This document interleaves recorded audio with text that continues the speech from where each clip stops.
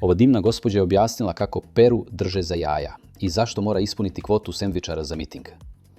Pera je beskičmenjak i jadnik koji je prodao čast i obraz. Ti, Pero, imaš kvotu 12. Znači, ti moraš da dovedeš 12 ljudi. Zašto ti, Pero, moraš da doneseš? Zato što primaš platu od budžeta, zato što smo te mi zaposlili, zato što mi možemo i da te otpustimo, zato što sve privilegije dobijaš od nas, zato što radiš šta hoćeš, to jest ne radiš ništa, zato što ne znaš da radiš, zato što si kupio diplomu, zato što smo ti zaposlili sina, zato što si dobio kredit, zato što nikad nisi na radnom mestu i tako dalje. Postoji 1001 način da se Pera uhvati za jaja i da se Pera natera da Pera uzme kvotu 12.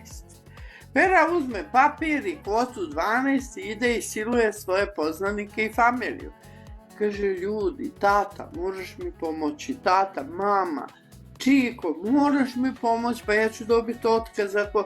Ajde, evo ti moja lična karta, piši mene. Evo ti moja lična karta, piši mene. I ljudi bezazleno daju lične karte i bivaju popisani